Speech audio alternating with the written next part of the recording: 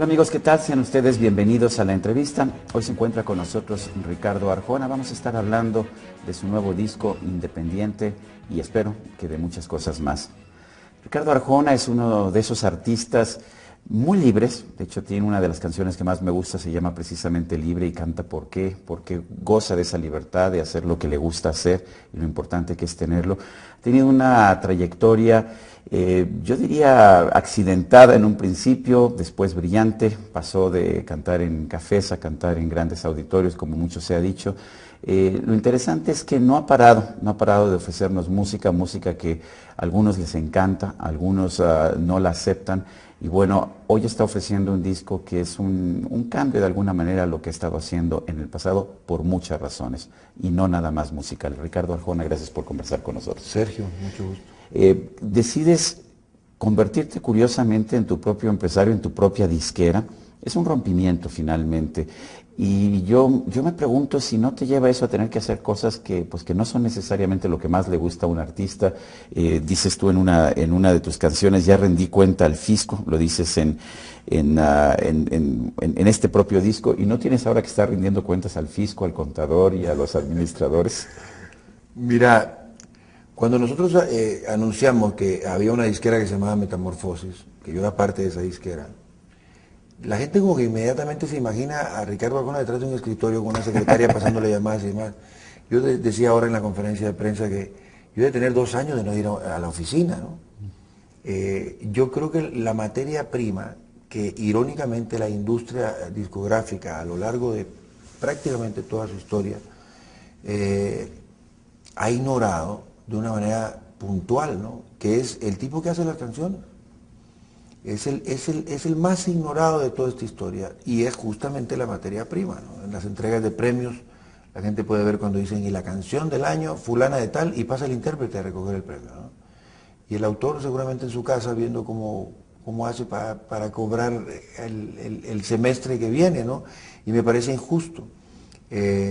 Yo sé y le tengo muchísimo respeto que la materia prima del trabajo que yo hago es mi trabajo de autor y después defenderlo cantando, ¿no? Así es de que yo soy parte de este equipo nada más.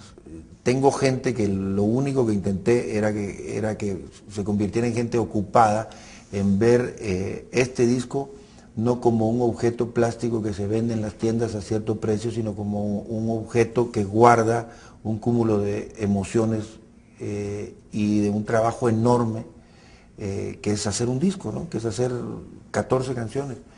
Cuidarlo es el objetivo, más que ponernos metas financieras, darle un buen trato en este momento es justamente de lo que nosotros nos quejábamos antes, ¿no? Yo no puedo convertirme justamente en lo mismo de lo que yo me quejaba. Entonces estamos en esto, no es un trabajo fácil, no es una riña contra la industria discográfica, es un atrevimiento, un poquito ligado a la locura, sí, porque hacer una disquera independiente en la época de mayor crisis de la industria musical es una locura, pero las locuras son las que cambian estas cosas, la suerte de la música. Lo difícil en este negocio es precisamente la distribución, más ahora que tenemos distribución electrónica, distribución en CDs. ¿Cómo está distribuyendo Metamorfosis? Fíjate que es el único punto donde las disqueras independientes no están listas todavía. Nosotros teníamos pensado hacernos cargo nosotros de la distribución, hasta que nos dimos cuenta que la distribución iba a convertirse en un distractor total de la defensa de la materia prima que te decía. Nosotros tratamos de quitarnos eso de la cabeza y optar por las distribuidoras típicas, que son las que se encargan de llevar el disco a la tienda sin que éstas intervengan en absolutamente nada del cuidado de lo que es el trabajo creativo. Cuando vi el nombre de la disquera, Metamorfosis, de inmediato pensé en Franz Kafka. ¿Tuvo algo que ver sí, la obra de Kafka? El logo que nosotros estamos usando tiene mucho que ver con Kafka, ¿no? Completamente. Nosotros tenemos que generar una suerte de metamorfosis cada vez que sacamos un disco y cuando el disco es independiente con mayor razón, ¿no?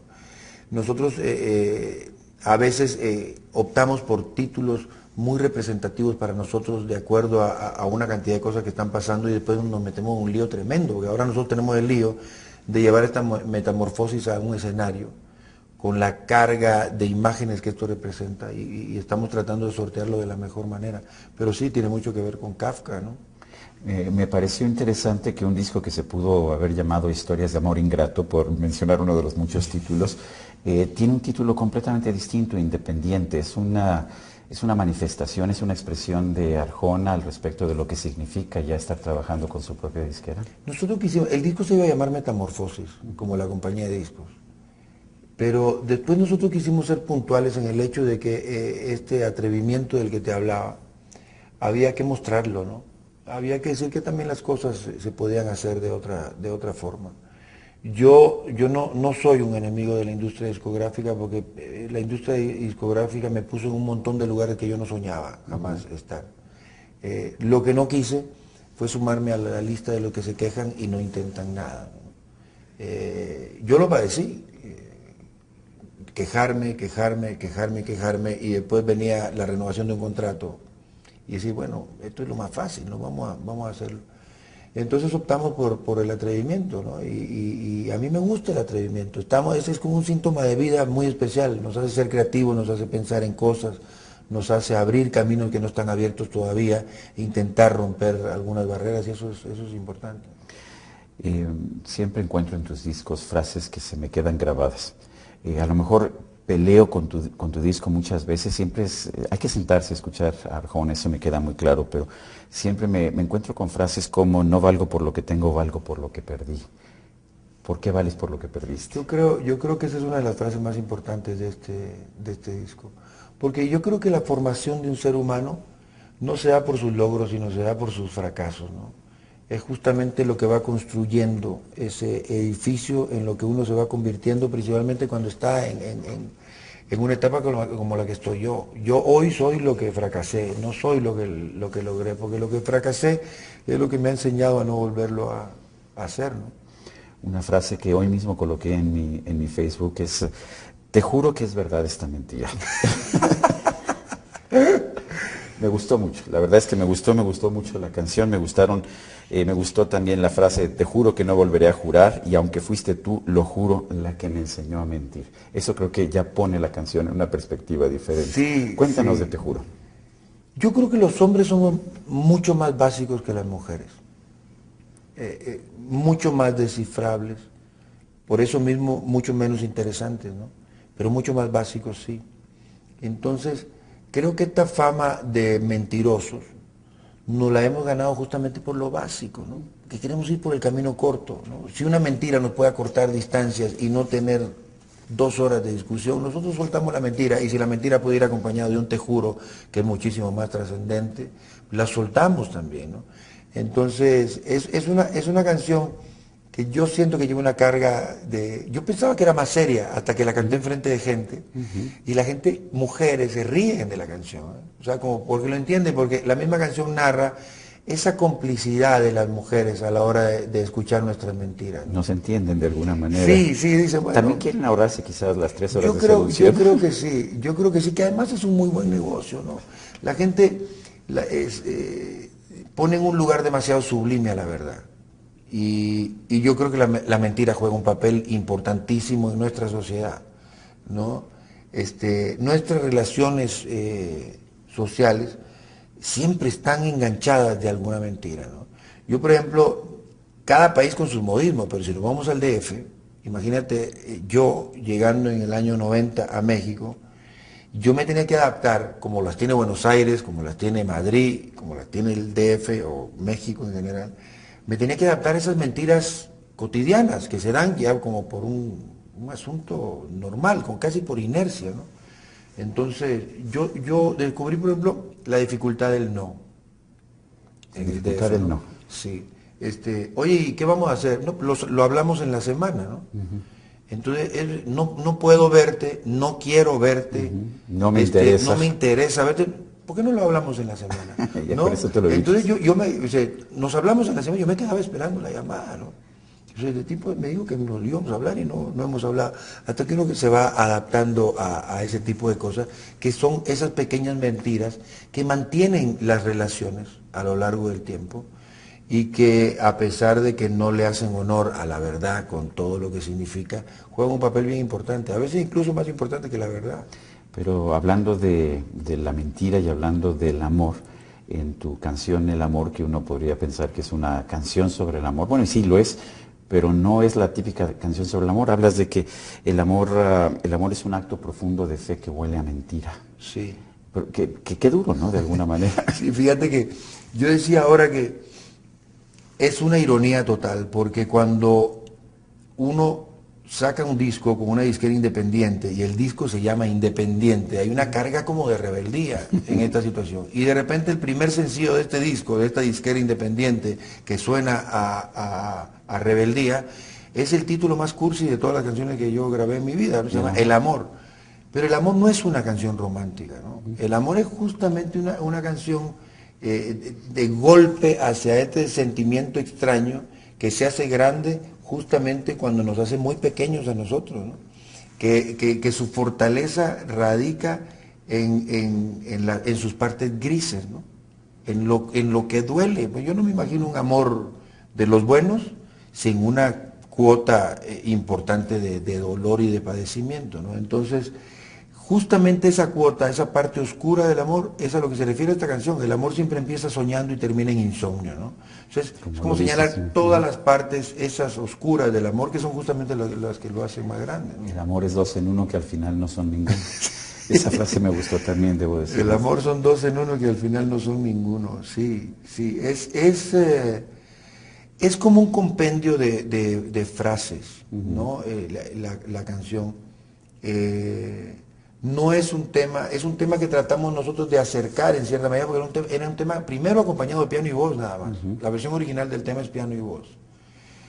Después tratamos nosotros de acompañarlo por una orquesta grande que lo convirtió en un tema después fue un primer sencillo, ¿no? Que fue rarísimo. Yo jamás me imaginé El Amor como un primer sencillo de este disco para nada, pero la suerte de las canciones la deciden las canciones. ¿Cómo juegas con tus frases? ¿Cómo empiezas a construir tus canciones? Porque encuentro siempre perdida a veces en la canción alguna frase que sorprende. De repente encuentro frases que están metidas como calzador, como si dijiste esta frase la quiero, aunque no me quede en el número de notas. Yo soy primero un tipo que trata de contar una historia. A ti te pasa como buen lector encontrarte con ese tipo de frases. A un músico le pasa encontrar a nivel cuadratura musical muchas cosas también. Es que una vez platicando con Joaquín Sabina, él le llama las ansias de decir. Y en las ansias de decir uno se atropella. Claro. Y uno se salta reglas y hace cualquier... Y Joaquín se atropella con mucha frecuencia. Sí, pero se atropella bonito. Sí, bueno. Se atropella precioso, ¿no? Entonces uno celebra ese atropello, ¿no? Los Beatles, hay canciones de los Beatles musicalmente descuadradas, la gente no se da cuenta, un músico sí, pero que al final uno las termina agradeciendo, ¿no? Porque lo importante era si yo cuadro, por ejemplo, de alguna manera algunas de mis canciones, yo siento que la historia se me va. Yo te voy a contar una anécdota muy interesante. Cuco Peña es uno de los productores de música del Caribe más importantes que ha habido. O sea, la trayectoria de Cuco es importantísima. Entonces yo decido hacer un disco con él que se llama Galería Caribe. Y, que lo tengo, me gusta mucho. Y para mí es uno de los discos más importantes de mi carrera, pero tiene anécdotas interesantísimas. Por ejemplo, lo poco que queda de mí, se salta la clave en el coro. Y para un músico de Puerto Rico, de la música del Caribe, saltarte la clave es como ensartarle un cuchillo donde más le duele. Entonces el tipo se agarraba la cabeza y decía, no puede ser. Y yo le decía, si yo cuadro esta parte, la historia se me va. Y yo no quiero que la historia, yo quiero contar esta historia. Así que no. Y entonces fue un lío tremendo, de amigos, ¿no? Bueno, nos llevamos muy bien. Y el tipo cedió en esa y tuvo que ceder en un montón de cuadraturas más en ese disco. A tal grado que el tipo terminó el disco, terminamos siendo amigos hasta el día de hoy, pero él, después de terminado, reunió a todos los cantantes más importantes de la música del Caribe, hizo un disco con 1000 canciones, como él lo quería hacer, sí. Y la verdad que es un disco fantástico. Y se llama también... Se llama Arjona Caribe o algo por el estilo, y aparece Gilbertito Santa Rosa, y los cantantes más importantes de la música salsa. Es un disco que a mí me encanta. Y de alguna manera yo trato de defender mi parte porque principalmente yo quiero creer en lo que estoy escribiendo. Yo no quiero ser el purista y yo sé cuándo algo está pasando, ojo, Sé cuándo hago un compás extraño, lo sé, pero yo sé también de la necesidad de ese compás. Entonces, para mí es importante emocionarme, golpearme. Por ejemplo, a mí me pasa, un buen amigo, Aloisio Reis, teníamos una discusión y la tuvimos en un avión hace poquito, de conversaciones en la catedral, en la catedral de Vargas Llosa. Y yo le digo, a mí me parece que Vargas Llosa, de 4 libros para acá, es el compositor, es el autor, el escritor que más, de los que más me han gustado, ¿me entiendes? Conversación en la catedral, y él se ofendía, me dice, porque tú tienes que aguantar las cuestas arriba. Yo decía, es cuesta arriba. Sí, claro. El principio de Conversación en la catedral es cuesta arriba, que de la mitad para el frente pasan otras cosas maravillosas, está bien, pero tú tienes que aguantarte 150 páginas cuesta arriba. Entonces yo tengo ese defecto que puede ser una virtud. Yo trato la manera, por ejemplo, yo no encuentro en García Márquez un libro que no me pegue un sopapo a la emoción en las primeras 5 páginas, ¿no? Hay un golpe certero en las primeras 5 páginas. Yo no tengo que esperar 150, ¿no? Confesiones de la niña mala es otra historia, ¿no? La fiesta del chivo es otra historia, claro. Es otra manera de analizarlo. Parece en otro autor que Conversaciones en la catedral o la Casa Verde. Exactamente, ¿no? Exactamente. Entonces, en mi caso, yo no sigo una canción si no tengo una frase. Por ejemplo, el amor, ¿no? El amor siempre empieza soñando y termina en insomnio. Yo sé que hay canción. Eso es. Yo ya sé que hay una canción detrás de eso. Yo tengo que hacer una canción detrás de eso. Pero si yo no encuentro un golpe así para mí, yo no sé si va a golpear a alguien más, pero a mí me golpea, ¿no? Si no lo encuentro, no sigo. Dicen que ya nadie lee, Ricardo. ¿Tú lees todavía? ¿Te gusta leer poesía? No, o sea, ya me di cuenta que sigues leyendo novela, que lees novela, pero ¿te gusta leer poesía? Sí, sí. ¿Qué autores te gustan? Yo me voy, a la poesía me voy al pasado y me voy, por ejemplo, a mí me encanta Jaime Sabines, por ejemplo. A mí y es una de las cosas decía Jaime Sabines que a cierta edad la juventud es una enfermedad que solo se pega por contagio. Sí. Hablando de frases que... Sí, él decía que por eso quería mujer joven en su cama, ¿no? Es la misma poesía. Exacto. Es el mismo poema. Sí. Que los doctores le decían que pare de fumar, que no, esa poesía es una que él decía que esa era la única forma de... Hay otra de él que dice, mira, Sí, a ver, ya vi. Él decía... ¿Bueno es chiapaneco o era chiapaneco? Sí, y yo te voy a contar una historia que yo tengo un complejo rarísimo, que ojalá que alguien me lo pudiera curar, y es que las personas que más admiro, no quiero conocerlas, ¿no? Y a él tuve la oportunidad de conocerlo. Yo también lo conocí, ya muy enfermo, me imagino, ¿lo conociste? ¿O? No lo conocí. Ah, no lo conociste. Sí, y entonces, ¿me entiendes? Los tengo tan que yo no quiero que nada venga a perturbar esa situación. Entonces prefiero dejarlos ahí, pero yo me arrepentí muchísimo de no tener la oportunidad de conocerlo, porque yo lo admiraba muchísimo. Le encantaba que lo fueran a visitar allá en su casa junto a TV Azteca.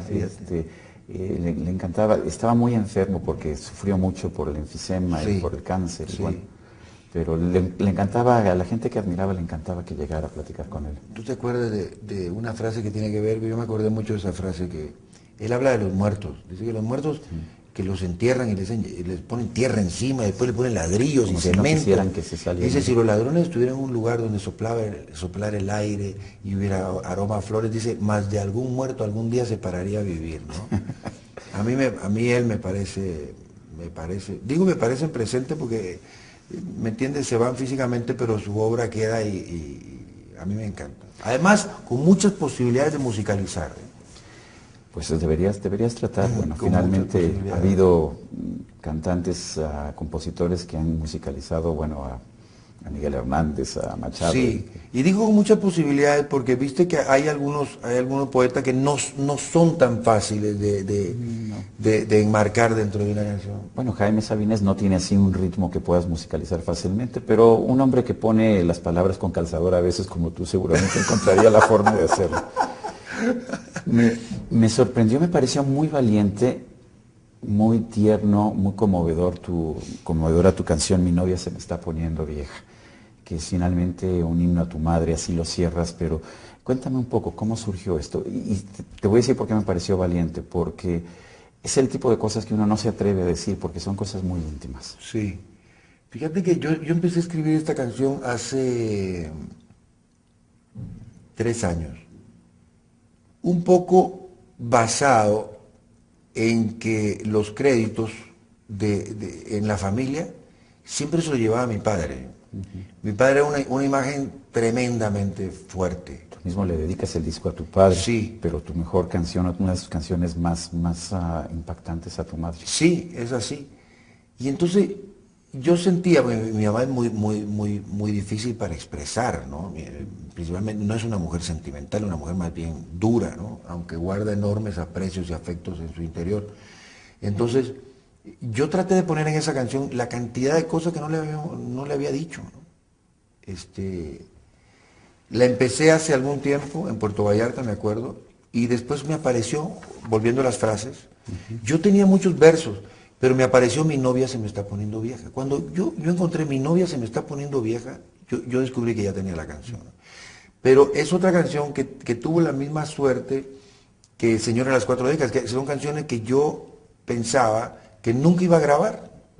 Esta canción fue un regalo para mi madre y para mis 2 hermanas en un Día de la Madre, ¿no?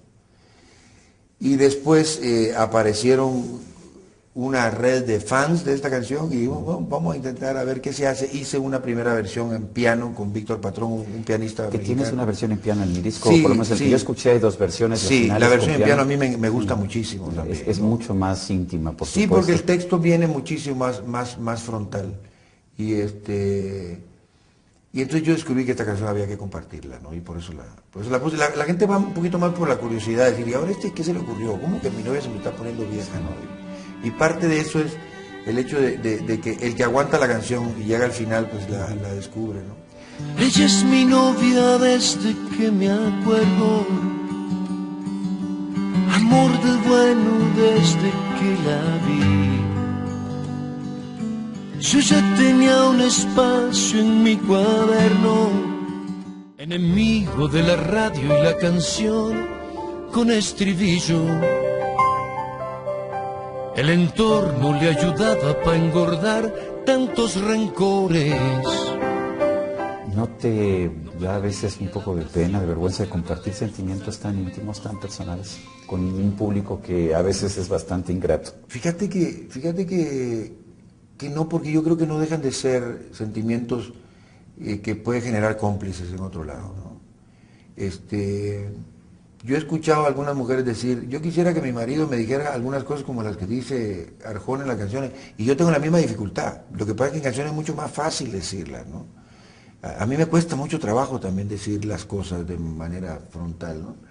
Entonces, las canciones están para conseguir cómplices, ¿no? Se los consiguen, o gente que las hace a un lado y dice, esto no me toca, ¿no? Hablando de cómplices, hace un par de días fui a un concierto de Mijares y de repente apareces tú en la pantalla y lo acompañas y los dos cantan mujeres, pero juntos tú en pantalla no podías estar, te disculpas con el público, no puedo estar, pero aquí vamos a cantar. Sí, ¿Cómo estuvo esa complicidad? Según los conciertos de Manuel, yo tengo aproximadamente 2 años y medio de estar en Puerto Rico, ¿no? Porque digo, señores, no puedo estar con ustedes porque estoy en Puerto Rico, pero quiero compartir con Manuel. Esa es la grabación. Además, bueno, yo la hago con un gorrito. Sí, a ver. Además que él cada vez que me saca ahí se burla de mi vestimenta y lo fachoso que soy. Y yo le digo, oye, cambia ese asunto ya, pues yo tengo 2 años y medio en Puerto Rico. Él lo hicimos para un auditorio nacional que él hizo hace como 2 años. Pero yo celebro mucho que él comparte esa canción con la gente. Un amigo. A mí me divirtió. Sí.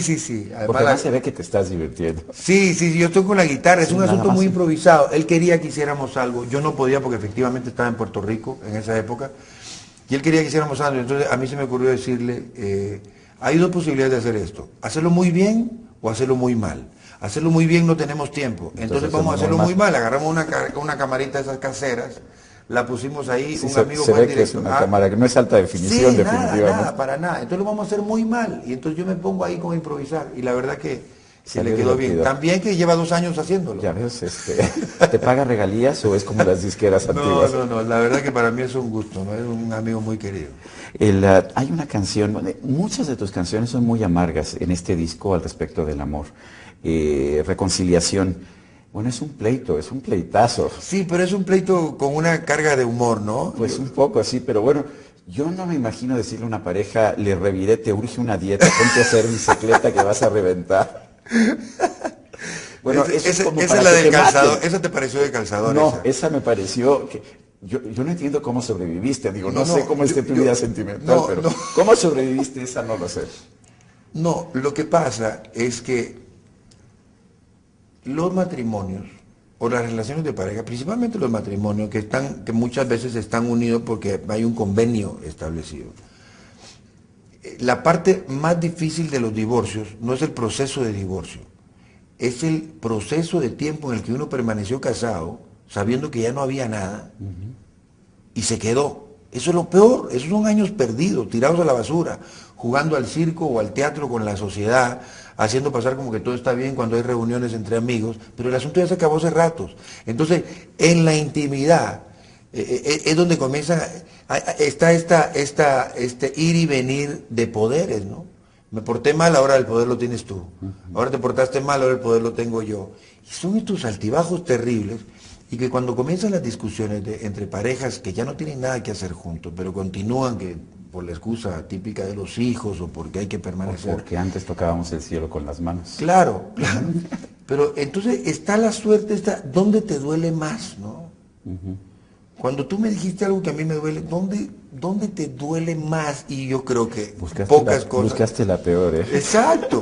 ¿Me entiendes? Es el recurso, el peor de todos, ¿no? ¿Dónde te golpeo que te dé más duro con un comentario, ¿no? ¿Realmente ves el amor tan difícil, tan duro? ¿Es un disco de amor ingrato, como tú mismo lo No, señalas? fíjate que no. Hay una canción que se llama A la Medida, que es prácticamente una celebración. Esa sí es una balada Sí, y es sí. Pero para que veas yo estoy muy, quizás de alguna manera, a mí me tocó padecer eso que te estoy hablando justamente. yo pienso que eso no se pudo haber escrito si no lo hubieras padecido. Sí, sí. Es esa permanencia cuando el asunto se fue. Y yo creo que es algo que a mí me cuesta mucho, porque me parece, primero, una estupidez del tamaño de una casa, ¿no? Yo he dicho en más de alguna oportunidad que la gente hace grandes fiestas cuando se casa. Y yo no he visto ni una sola fiesta cuando la gente se divorcia, que es justamente cuando uno se hace dueño de su vida, ¿no? O sea, el matrimonio puede venir de la mano de un montón de cosas. Gente que quiere quedar bien con el grupo social al que pertenece, se casa porque hay que casarse, algunos porque creen que están completamente enamorados, pero el que se divorcia es el que dice, esto es mío, esta vida es mía, ¿me entiendes? Yo no quiero esto, yo quiero esto otro, y para mí es un asunto de una celebración importante, ¿no? A mí me afectó en ese sentido, y creo que es como un espacio de muchas cosas. Por ejemplo, el problema tiene que ver con eso, la canción Como Duele es esa historia también. Hoy el amor no corresponde a ese tipo de cosas, pero en algunas otras canciones aparece esa imagen de se acabó pero sigo, ¿no? Sí. Que es muy recurrente, ¿me entiendes? Pues Uno sí, lo ve. contigo he sido infeliz y feliz, como también lo dices tú en una de tus canciones. Jamás fui infeliz y feliz como he sido contigo. Sí. Así lo dices, Sí. además muy, muy bonito. Sí, hay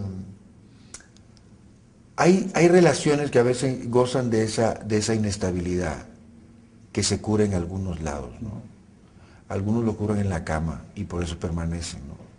Algunos no lo curan en ningún lado y siguen, entonces es un asunto terrible. Pero de alguna manera yo, sin darme cuenta, pues si yo me diera cuenta o planificar las canciones, me estaría dando cuenta que estoy abundando un poco en un tema que ya abundé en otras canciones. Pero para mí lo más importante es soltarlo como venga, ¿no? Al final, cuando ya tienes este disco independiente que pudo haberse llamado Metamorfosis, ¿te sientes satisfecho? ¿Hay alguna canción que te guste más que otras?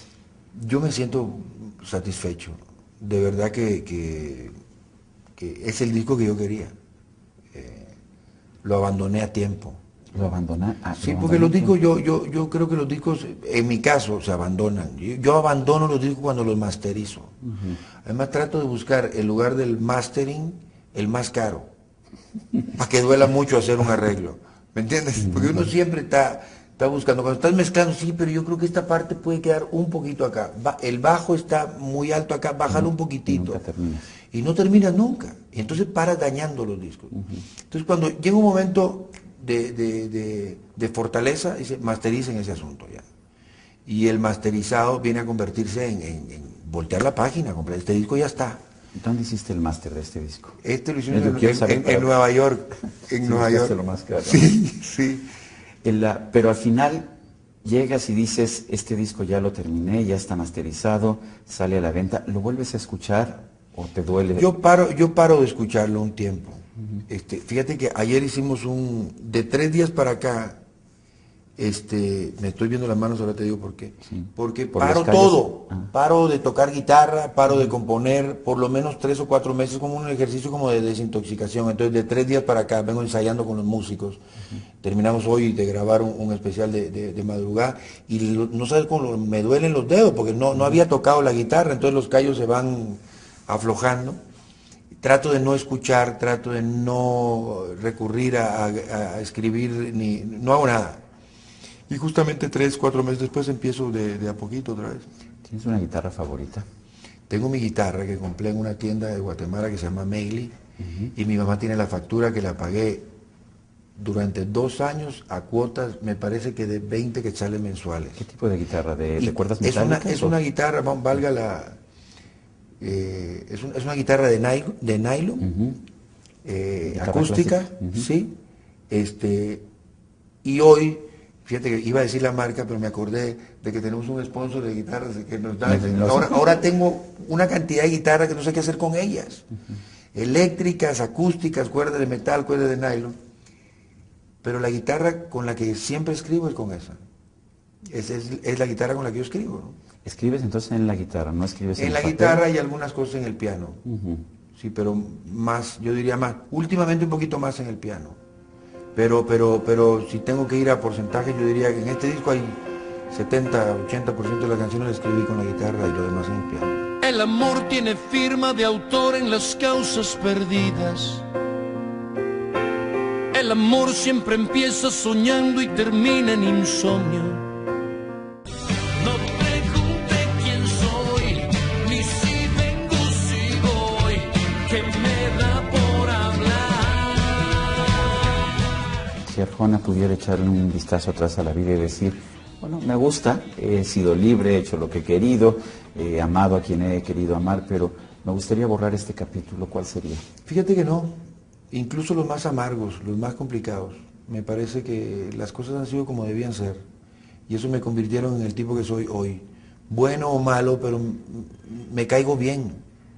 ¿Me entiendes? No es que me aguante, me caigo bien. Aprendí a caerme bien, aprendí a estar solo. Me gusto solo. Entonces, de la manera como uno puede estar con uno mismo pasándosela bien, uno escoge mejor a los que vienen a su grupo, ¿no? Cuidado a aquellos que no pueden estar con ellos mismos ni un instante porque escogen de manera desesperada tanto a la pareja como a los amigos, ¿no? Yo tengo un grupo bastante reducido de amigos a los que quiero bien. Tengo una compañera a la que quiero bien y la quiero porque suma a este espacio de soledad con el que me siento bastante bien. Ella me hace sentir todavía mejor y por eso estoy ahí, pero para mí es fundamental eso. Una última pregunta, ¿todavía tu novia que se está haciendo vieja tiene ese plato puesto por si decide Lo tiene regresar? siempre, sí, y vos sabés que más importante que todo eso, mi madre no se cura todavía la culpa que tiene de haberme jorobado tanto con que no me dedicara a esto. Ella hizo todo lo posible y entonces yo me siento con ella y le digo, si no hubiese sido tan necia y hubiese sido tan drástica de que yo siguiera el trabajo de mi padre como maestro de escuela, y me hubieses puesto una contradicción cotidiana a que qué estaba haciendo yo con este asunto, quizás a mí no me hubiera interesado lo mismo, ¿no? Quizás porque soy igual que tú y te quise llevar la contraria, yo me quedé en este asunto también. Entonces su papel ha sido importante. Ricardo Arjona, autor de Independiente, autor también de Metamorfosis, porque también parece que es un bebé nuevo. Gracias por esta conversación. Sergio, yo te agradezco mucho, un gusto como siempre. Bueno, y a usted, amigo televidente que hace posible este programa, se lo agradezco también. Eso es todo por hoy, pero nos vemos la próxima. El amor casi siempre es mejor cuando está en otra parte. Luce bien en novelas que venden finales perfectos. No te vayas, amor, que aunque duelas no quiero